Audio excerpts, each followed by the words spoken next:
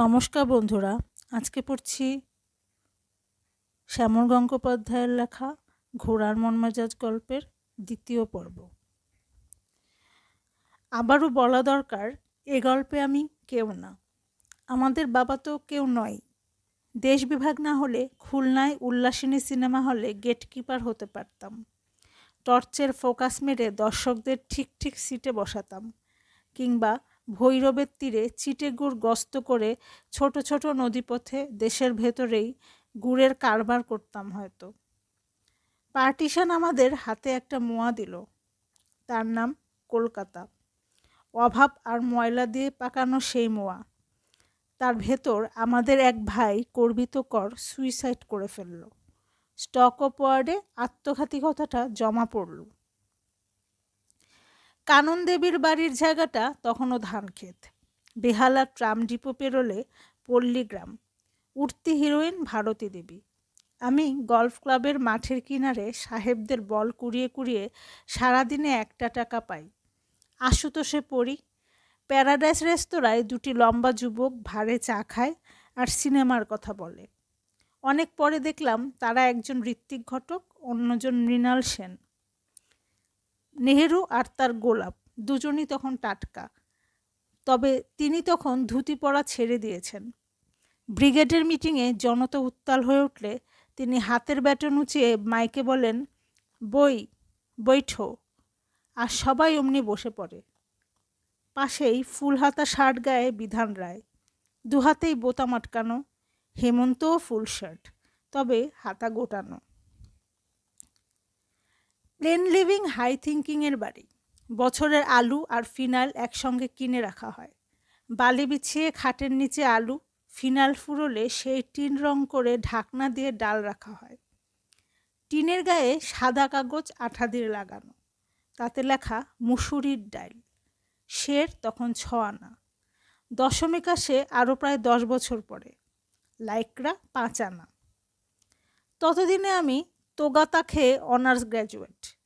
শেক্সপিয়রের Richard the third আর Tempest দেব সাহিত্য কুটিরের বাংলা গল্প থেকে পড়ে লিখে দিলাম।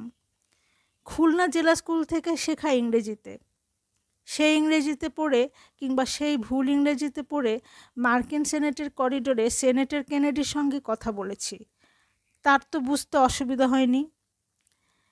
ম্যাক্সেসের ট্রাস্টি বোর্ডের ঘনিষ্ঠ লাঞ্চে ভারতের দার্শনিক ঐতিহ্য নিয়ে বক্তৃতা দিয়েছি ম্যানিলায়। তারাও তো বুঝতে পেরেছেন। বুদ্ধদেবের সঙ্গে গান্ধীজির ডিফারেন্স কোথায়? গান্ধীজির সঙ্গে চৈতন্যদেবের। আসলে বুদ্ধদেব, শঙ্করাচার্য, চৈতন্যদেব, গান্ধীজি এরা 4 জনই খুবই পায়ে হাঁটতে পারতেন। মেলা আর হাটের দেশে ভারতবর্ষে এরা খুব হাঁটিয়ে মানুষ ছিলেন। আমাদের মহাপুরুষরা ছিলেন আসলে ম্যারাথনের মহাপদাতিক। শুধু হিথ্রো এয়ারপোর্টে ইংরেজ কেরানি আমার পাসপোর্টে সিল দেবার সময় ইংরেজিতে একটা খারাপ গালাগাল দিয়েছিল, আর এক্সচেঞ্জ কর্নার ডলারের সঙ্গে কিছু কাঁচা টাকা গছিয়ে দিল। আসলে আমার ইচ্ছে ছিল বড় একজন জুয়াচোর হই, নয়তো বড় সাধু, যে ইচ্ছা করলেই নদীর ওপর দিয়ে হেঁটে যেতে পারে, কিংবা যে জুয়াচোর লোহাকে সোনা করে কিংবা নোট ডাবল করে। আশেপাশে কোনোটাই হওয়া হলো না। না ভালো চিটিংবাজ, না ভালো সাধু। বিবেকের মাকু হয়ে একবার এদিক আরেকবার ওদিক। আরাবল্লীর গুহাগলতায় গিয়ে দেখলাম ছাই মাখা ল্যাংটা সাধু প্রচণ্ড শীতে উপনিষদ পড়ছে। সামনে গোল্ড ফ্লেকের টিন। পূর্বাশ্রমের অভ্যেস। মাঝে মাঝে বই বন্ধ করে হিমেল নীল আকাশে তাকাচ্ছে, যেদিকটায় ভগবানের ঠিকানা। এমন মুশকিল, ভগবান নেই বলার সাহস তো নেই আমার। ভগবান আছেন এ কথা বলার মতো বিশ্বাসও নেই আমার। একেই কি বলে নিরঙ্কুরী, ব্রহ্মবাদী। যাক, যা হয় একটা কিছু হবে। আসলে আমি ছিলাম অকুতজ্ঞানী বা মূক। গলফ ক্লাবে সাহেবদের বল কুড়োই। এক সাহেবের নজরে পড়ে গেলাম। সে আবার তুখোড় জকি, ড্যানিয়েল সাহেব। সে নিজেই আমায় এক শনিবার বলল, 2 নম্বর আর 7 নম্বর ঘোড়ায় লাগাও, খবরদার 9 নম্বরে লাগাবে। পেটে কথা রাখতে পারি না, পাড়ায় 2-1 দাদাকে বলে ফেললাম। ড্যানিয়েল বলেছিল জিতলে একটা স্কচ দিও, দাদাদের বলে রেখেছিলাম। এক দাদা 9 নম্বর অবধি খেলে সর্বশান্ত হয়ে বাড়ি ফিরল, আরেক দাদা 7 নম্বর অবধি খেলে সিধে অলিম্পিয়া।